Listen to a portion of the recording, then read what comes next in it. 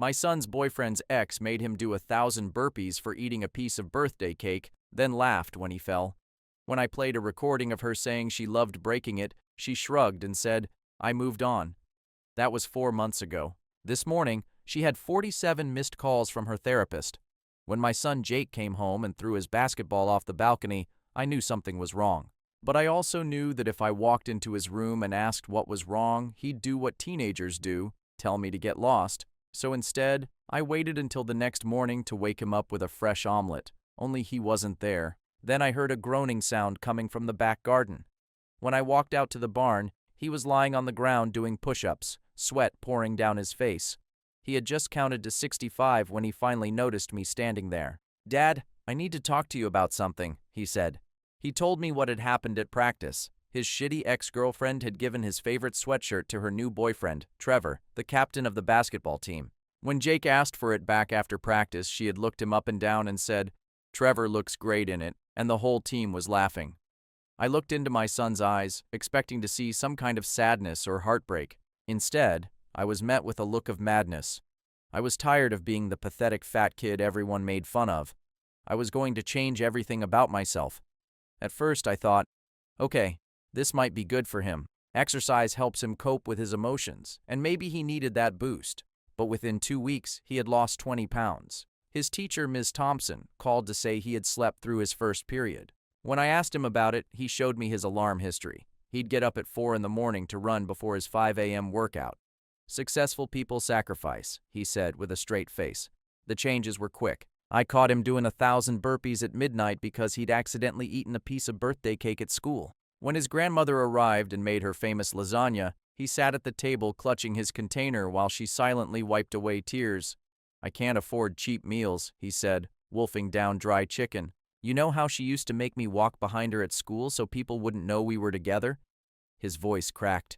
"I'm going to be the one she's going to regret losing." Within 2 weeks, he'd lost 20 pounds. And then one afternoon, I did something I'd sworn I'd never do. I looked through his diary. On the second page, my stomach dropped.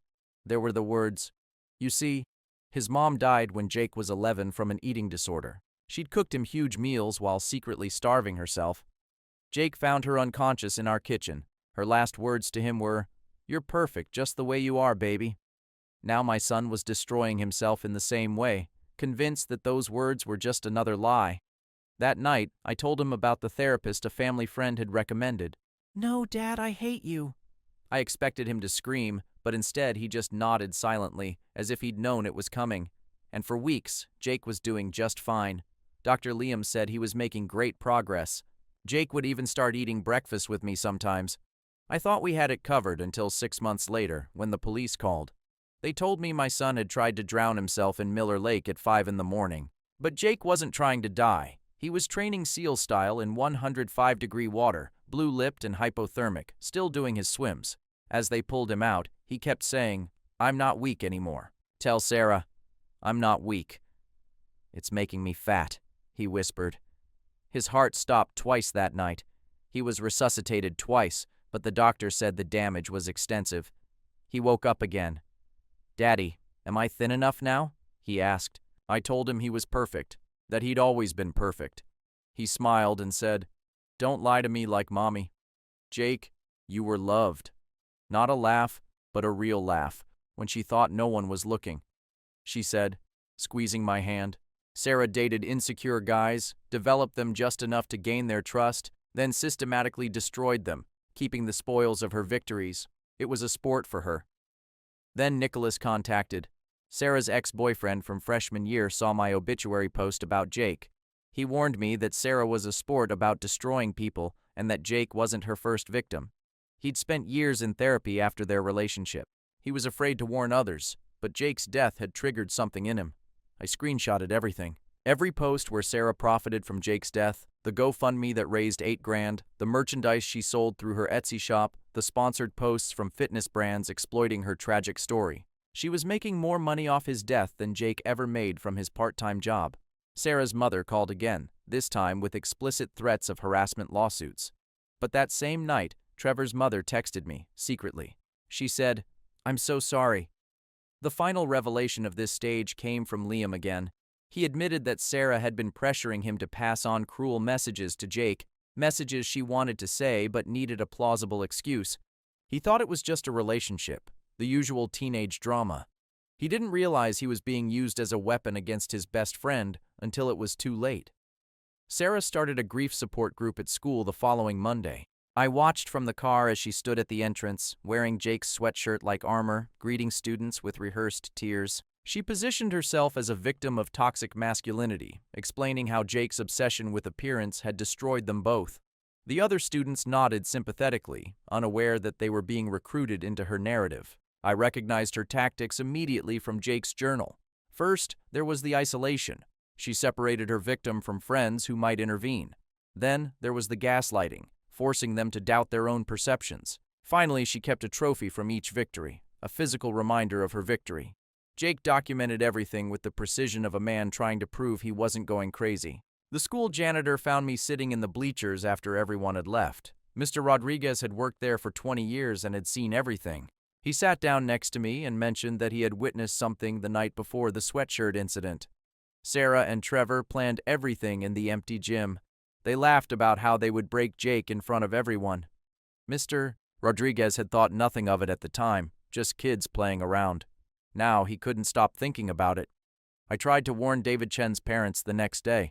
They thanked me politely, but explained that their son needed the boost of confidence that a pretty girl gave him.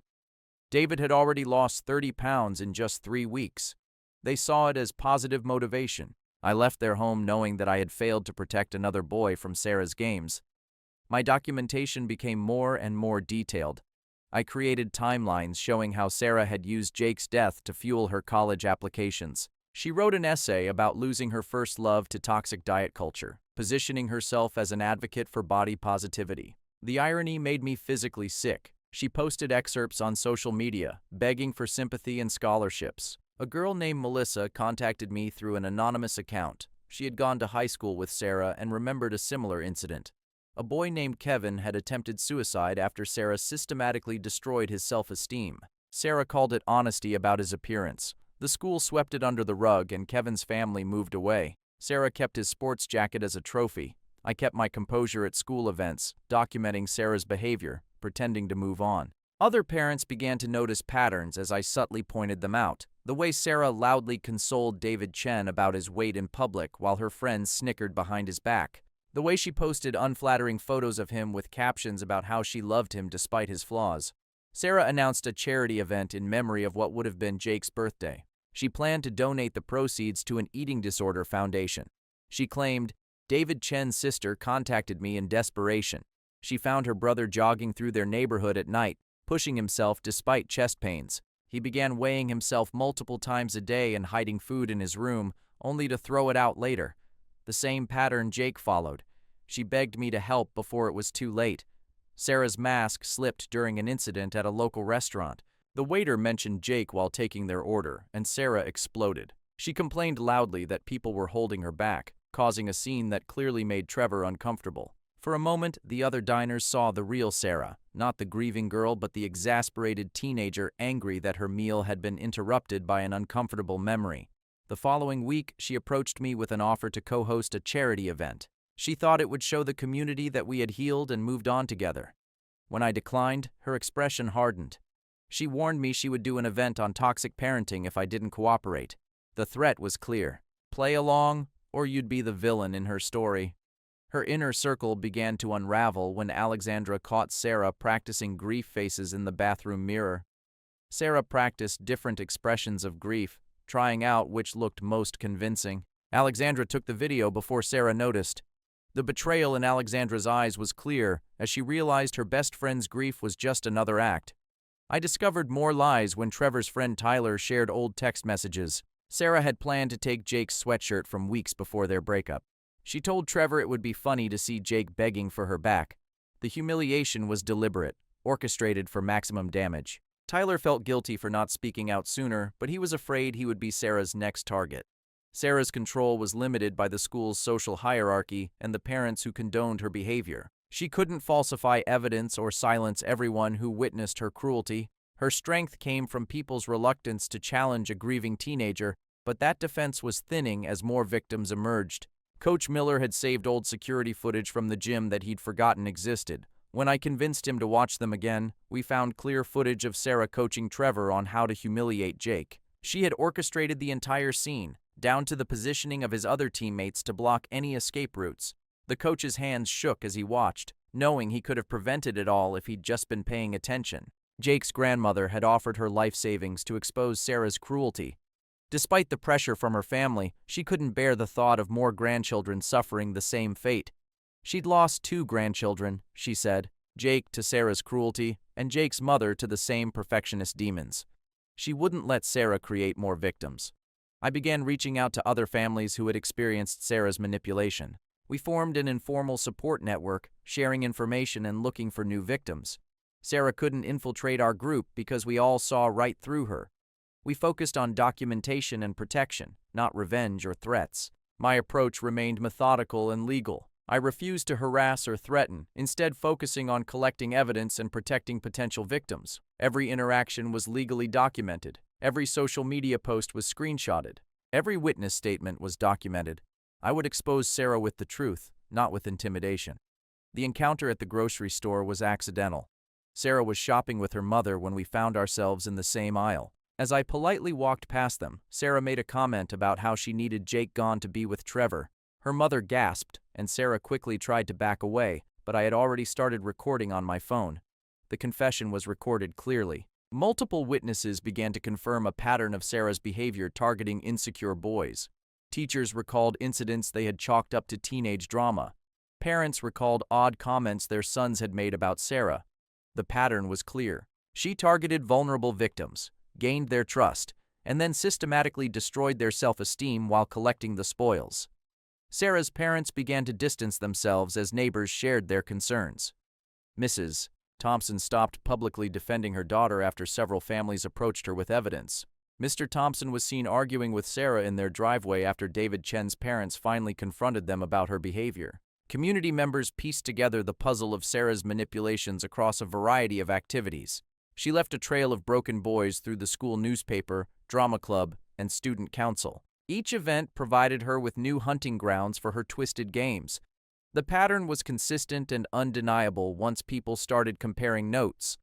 A network of parents mobilized to monitor Sarah's influence on vulnerable students. We created a system of discreet alerts, warning each other when Sarah showed interest in someone new. This wasn't about punishing her. It was about protecting potential victims from her psychological warfare. Trevor had become increasingly concerned about Sarah's insensitivity. He'd started dating her for the social status, but hadn't anticipated the depth of her cruelty. When he heard her joke about keeping Jake's sweatshirt as a victory trophy, something changed. He secretly recorded her confession, wrestling with his conscience about what to do with the evidence. Parents of students who had initially sided with Sarah began apologizing to me. They believed her victim narrative, but they began to see the truth in the little details. The way she smiled when she mentioned Jake's death, the way she steered conversations to garner maximum sympathy. The calculated nature of her grieving theatricals became apparent once they knew what to look for. Sarah's options narrowed as news of the Memorial Fund controversy spread. College admissions officers began to question the legality of the fundraiser. Her carefully constructed victim narrative fell apart as more people examined the timeline. The scholarship opportunities she had counted on began to disappear. Then came the revelation of Sarah's victimhood from her freshman year.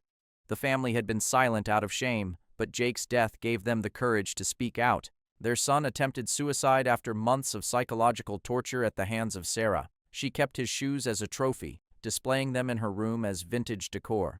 The parents had photos of her wearing them in social media posts, smiling as if it were just another fashion statement. I worked to ensure that David Chen received support without public humiliation. His parents finally intervened after his sister showed them the evidence I had collected. They pulled him out of school for a few days and sent him to counseling. David later told me that Sarah texted him constantly, alternating loving and cruel comments about his body. Jake's teachers and coaches banded together to share their regrets and observations. They prepared a presentation for the school board on recognizing the signs of psychological abuse among students. Mrs. Thompson, in English, acknowledged that she had noticed Jake's essays becoming darker, but she didn't attribute it to Sarah's influence. Coach Miller vowed to pay more attention to team dynamics. Sarah's attempts to create a new narrative fell short because too many people were comparing notes. She tried to claim that she was being bullied for grieving differently, but the evidence was overwhelming. Her social media posts contradicted her public statements. The timeline of her relationship with Trevor proved that she had been planning Jake's humiliation for weeks. Mrs. Miller witnessed Sarah mocking Jake's death during a party at her house. She was bringing snacks to the girls when she heard Sarah laughing about switching from Jake to Trevor. The other girls looked uncomfortable, but they laughed along, afraid of becoming targets. Mrs. Miller stood frozen in the hallway, understanding the depth of Sarah's sociopathy. My reputation in the community was slowly being restored as people recognized my restraint and focus on protection rather than revenge. I attended school board meetings, shared documentation with administrators, and worked within the system to raise awareness. The image Sarah had created of an angry, deranged father did not match the methodical protector people saw. Alexandra finally found the courage to share more evidence. She provided screenshots of Sarah's college essay drafts, dated 2 weeks before Jake's death. Sarah had written about losing someone to an eating disorder before Jake had even gone to the lake. The premeditation was chilling. She was crafting her victim narrative while actively pushing Jake to his doom. Jake's birthday was approaching, and I knew I had to act before Sarah's theatrical memorial performance. She had planned a candlelight vigil with speeches on body positivity and toxic masculinity. The hypocrisy was unbearable. She intended to capitalize on the very insecurities she had used against Jake. The community was beginning to recognize Sarah's pattern of targeting vulnerable guys for narcissistic supply. She fed on their destruction, collecting trophies and stories she could later use for sympathy and attention. Parents began to discuss how to protect their children from predators who operated through emotional manipulation rather than physical violence. I realized that victory would not come from destroying Sarah, but from preventing her from creating more victims. The goal shifted from revenge to protection. Every family warned, every potential victim saved. This would be Jake's true legacy. Sarah might never face legal consequences, but she could be exposed and isolated from vulnerable victims. When Sarah tried to provoke me at a school event, I responded with calm grace. She made caustic comments about Jake's weakness, trying to provoke an angry reaction that would support her narrative. Instead, I simply documented her words, maintaining my composure. The crowd saw through her, recognizing the cruelty beneath her performance. The school board privately acknowledged concerns about Sarah's impact on vulnerable students. Although they couldn't take formal action without clear policy violations, they began discussing ways to combat psychological harassment. Administrators began training teachers to recognize patterns of predatory behavior among students. Truth prevailed when several families shared similar experiences. The stories were heartbreakingly consistent. Vulnerable boys were targeted, systematically broken and discarded as Sarah extracted maximum entertainment from their misery. Parents, too ashamed to speak out, found strength in their numbers. Sarah's memorial fundraiser was canceled after organizers discovered her trophy collecting. Someone leaked a photo of her posing with Jake's sweatshirt and other items taken from victims. The image went viral on social media, showing Sarah surrounded by her victims' belongings, like a hunter parading pelts. The venue for the benefit withdrew its support. Desperate, Sarah approached me with an offer. She would return Jake's sweatshirt if I stopped exposing her behavior. She tried to look remorseful, but her eyes remained cold and calculating. I recorded the entire conversation, capturing her admission that she had never felt guilty about Jake's death, only annoyed at the inconvenience of maintaining her grief. The evidence against Sarah grew with each passing day. Former victims found the courage to speak out. Parents shared stories they had hidden out of shame. Teachers connected incidents they had dismissed as isolated incidents. The full extent of Sarah's predatory behavior emerged. Years of stalking vulnerable boys, drawing their trust, then psychologically destroying them for fun. Each revelation strengthened the community's resolve to protect future victims. Sarah's power had always come from her actions in the shadows, from people's reluctance to believe that a teenager could be so calculatedly cruel. Once in the light, her influence was gone. She could no longer hunt freely in a community that knew her true nature. Gathering evidence took on a new urgency as Sarah's college scholarship application deadline approached. She had positioned herself perfectly. A grieving girl who had lost her first love to toxic masculinity and diet culture. Her essay on Jake's death had already won regional competitions. I knew the memorial would be her final performance, cementing her victim narrative for admissions officers. That Thursday morning, I received an unexpected call from the school administration. They wanted to meet about a fundraiser for Jake. In the conference room sat Principal Henderson, 2 school board members, and the district attorney. They had received numerous complaints about Sarah's charity work. Parents questioned where the money was going. The administration couldn't cancel the event without proof of wrongdoing, but they were watching closely. Sarah's preparations for the memorial on Jake's birthday intensified. She enlisted the drama club to help with the production, coaxed the choir to perform, and even arranged for local news coverage. Her social media posts increased, each carefully crafted for maximum sympathy. She posted old photos of her and Jake, conveniently cutting away the moments when her body language showed obvious disgust. David Chen's condition was rapidly deteriorating. His sister sent me photos of him running up and down the steps of the school track at 3 a.m. He'd lost 10 pounds in 6 weeks. When his parents finally confronted Sarah, she played the role of supportive girlfriend to perfection, expressing concern but also subtly hinting that David simply needed more willpower. I watched from the car as she hugged David's mother, then immediately texted David about his lack of resolve. The breakthrough came from an unexpected source. Trevor's younger brother had been recording basketball practices for a highlight video. Going through the old footage, he found what he'd missed. Clear audio of Sarah coaching Trevor on exactly how to humiliate Jake. She wrote out specific lines, planned out the timing, even had someone record it for social media. The boy brought the tape to his parents, horrified at what his brother had become. Mrs. Miller immediately called me. She confronted Trevor about the tape and he completely broke down.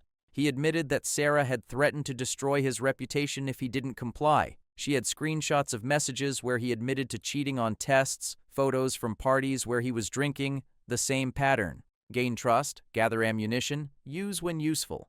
I met with other families in our informal network. We had accounts from 7 different boys whom Sarah had stalked over the course of 3 years. Each story followed the same pattern. She would find insecure boys, usually overweight or socially awkward. She would first build them up, making them feel special. Then came the systematic destruction, always ending in public humiliation and a trophy to keep. It was 2 days before the memorial event when Alexandra made her decision. She couldn't stand watching Sarah prepare for another performance. She forwarded it all to me. Years of messages where Sarah bragged about her conquests, detailed plans for psychological manipulation, even a rating system for her victims. Jake was her masterpiece, she wrote, the one she had broken most completely. Sarah must have felt the walls closing in. She showed up at my house unannounced. David Chen was waiting in her car. She wanted to make a deal. She would return Jake's sweatshirt and cancel the memorial if I would stop spreading lies about her. When I refused, her mask finally fell completely. She laughed at how easy it had been to break Jake, how pathetic he looked, begging for validation. I wrote down every word she said. The next morning, David Chen collapsed during his pre-dawn jog. His heart rate had not stabilized, and doctors discovered he had been taking a dangerous combination of diet pills and pre-workout supplements. From his hospital bed, he finally told his parents everything. Sarah texted him constantly, sending him pictures of male models, asking why he didn't look like that yet. The messages were relentless, calculated to destroy any progress he thought he'd made. Trevor couldn't take the guilt anymore. He went to his parents with everything. Sarah's threats, her manipulation techniques, the other boys she'd stalked. He played them the tapes he'd secretly made of Sarah detailing her collection of trophies from each victim. She kept them in a box under her bed, she said, labeled with dates and names, like the mementos of a serial killer.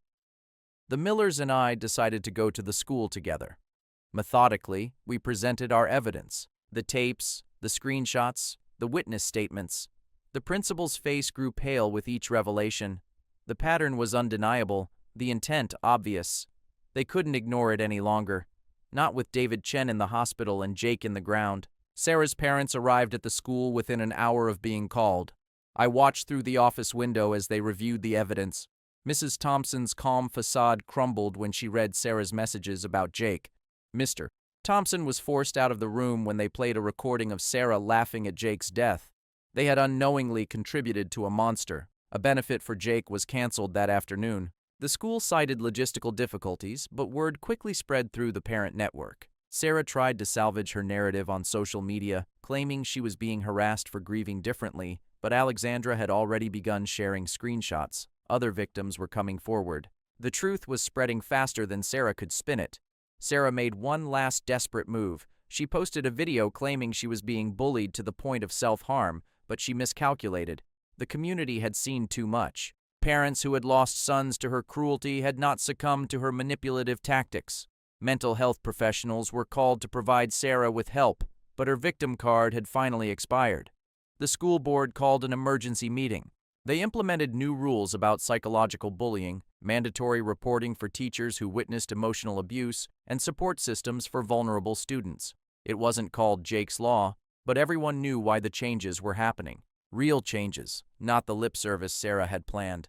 College admission season began, and Sarah's carefully crafted statements fell apart. Schools that had been interested began asking questions about the memorial fund, the canceled benefit, the inconsistencies in her story.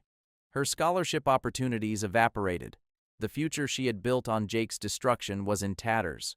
Trevor testified to the school board about Sarah's methods. He detailed how she found vulnerable targets, isolated them from their support systems, and eroded their self-esteem. He acknowledged his own involvement, but also revealed the threats she used to control him. His testimony helped other victims understand that they were not alone, not crazy, not weak. Sarah's trophy collection was discovered when her parents searched her room. Dozens of items stolen from the boys she had stalked.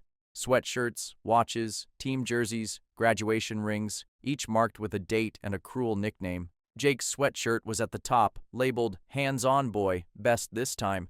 Her parents passed everything on to their families, their shame evident in every interaction.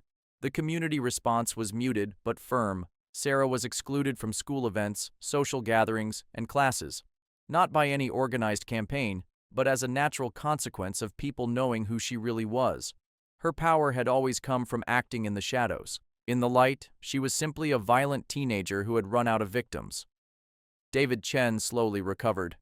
His parents provided him with proper therapy, not the performance art Sarah had staged. He testified at a school board meeting about the manipulation, the constant messages, how Sarah had made him feel that it was better to die than to disappoint her. His courage inspired other victims to come forward. I slowly returned to work, focusing on prevention rather than revenge. The parent network we formed became a model for other schools. We created resources to identify predatory behavior, support victims, and prevent future tragedies. It wasn't the legacy I wanted for Jake, but it was one that could save other boys. Sarah's attempts to get into community college were derailed when her reputation preceded her. Word spread across social media. Warnings appeared on college message boards. She couldn't escape what she'd done. Her parents eventually transferred her to a halfway house in another state, finally realizing the depth of their daughter's problems. Hoodie came back to me through the Thompsons. They cleaned her up, folded her neatly, and delivered her with a letter of apology. I held it for a long time, remembering Jake's smile when he first bought it, before Sarah had turned it into a symbol of his worthlessness. The ketchup stain was gone, but the memories remained. On what would have been Jake's 18th birthday, we held a different kind of memorial service. Former victims of Sarah's abuse gathered to share their stories and support each other. David Chen spoke of recovery. Trevor apologized for his role. Other boys found the courage to name their experiences. It wasn't the theatrical performance Sarah had planned, but it was real. The scholarship fund I set up in Jake's honor supported students who had survived psychological abuse. The first recipient was a boy from a nearby school who had attempted suicide after being similarly bullied. He had survived, unlike Jake, but he bore the same scars. The fund would help him get therapy, support, and a chance to heal. Sarah's final message to me came through her therapy program, a carefully worded apology, clearly dictated by professionals. She claimed to understand the pain she had caused, that she regretted her actions. But even in her apology, she couldn't resist mentioning how Jake's death had affected her chances of going to college. Some people never truly change. Other families in our network continued to meet monthly. We kept an eye out for new predators, supported struggling students, and shared resources. What began as my desperate search for justice had evolved into a community committed to protecting. Jake's death exposed a predator, but more importantly, it created a shield for future victims. Standing at Jake's grave with his hoodie back, I finally allowed myself to grieve properly, not just for my son, but for all the boys Sarah had broken, the innocence she had stolen, the trust she had weaponized. The hoodie would be buried with Jake, not as a trophy of her cruelty, but as a symbol of his true worth, finally recognized and honored. The ripple effect continued for months. Teachers became more vigilant. Parents began to pay closer attention. Students learned to recognize manipulation tactics. The community had learned a terrible lesson through Jake's death, but it had learned it well. No other child will suffer the way Jake did. Not if we can stop it. There was no satisfaction in putting Sarah in custody, only relief. She was getting help whether she wanted it or not. Her trophy collection was being returned to the families of her victims. Her carefully crafted image was in tatters. She was no longer a threat to vulnerable boys seeking validation. That was all that mattered now. I kept Jake's journal and the evidence we had collected, not out of bitterness, but as a reminder. A reminder that predators don't always look like monsters. Sometimes they're sweet teenage girls who know exactly how to spot and exploit vulnerability. Sometimes the most dangerous bullies are the ones who convince everyone else they're the victims. Sarah's victim support group grew beyond our small community. Other schools reached out to us with similar stories. We created online resources, warning signs, intervention strategies. Jake's story served as a cautionary tale, but also as a catalyst for change. His death made sense, even if the cost was exorbitant. A year later, David Chen ran a 5K to raise money for eating disorder awareness. He'd gained a healthy weight, gained real confidence, and learned to value himself regardless of what others thought. He wore a t-shirt with Jake's picture on it, honoring the boy who died before anyone knew he was dangerous. Trevor ran alongside him, seeking redemption through actions, not words. The changes in our community were subtle but significant. Parents began to talk more openly with their children about emotional manipulation. Teachers were trained to recognize psychological abuse. Students learned that cruelty masquerading as honesty was still cruelty. The culture that allowed Sarah to thrive was slowly transforming into one that protected the vulnerable. I visited Jake's room less and less, but I left it exactly as he had left it. A sanctuary not to his death, but to his life before Sarah's poison. His basketball still sat in the corner. His textbooks were left on the table, evidence that he had been a happy boy before someone convinced him he wasn't good enough. The final testimony came from Kevin, Sarah's first known victim from high school. His family had moved away, but he learned about Jake through social media. He flew in to share his story, to add his voice to the chorus of survivors. He had attempted suicide at 13 after months of torture at Sarah's hands. He had survived, but he bore the scars. His presence reminded everyone that Jake was not Sarah's first victim, only her most complete destruction. As I write this, Sarah remains in treatment. Her parents visit her every month, their own therapy continuing. They took responsibility for enabling her behavior, for ignoring the warning signs, for prioritizing their daughter's success over the safety of others. Their foundation now funds violence prevention programs in schools. Hoodie is with Jake now, buried next to him in a small, private ceremony. It is no longer a symbol of Sarah's cruelty, but a symbol of Jake's truth, that he was perfect just the way he was, that he deserved to be loved without being transformed, that no one had the right to break him for fun. The stain is gone, but the love remains. Our community has learned that monsters don't always announce themselves. Sometimes they smile sweetly, offer false support, and ruin lives while playing the victim. But we also learned that the truth, when it's finally spoken, has power. That communities can protect their vulnerable. That one father's refusal to let his son's death become a predator's profit can lead to real change. Jake's legacy is not the theatrical memorial Sarah planned. It's in David Chen's healthy smile. It's in Trevor's determination to right his wrongs, in the policies that protect vulnerable students, in the parents who now recognize the warning signs, in the victims who found their voices. He died believing he wasn't good enough, but his death proved that he was everything. A catalyst, a warning, a shield for others. I still wake up in the morning expecting to find Jake doing push-ups in the barn. The grief hasn't faded, just transformed. But knowing that Sarah can't hurt anyone again, that her future victims are safe, that Jake's death exposed a predator and protected the innocent, brings a kind of peace. Not happiness, never, but a goal. And for now, that's enough.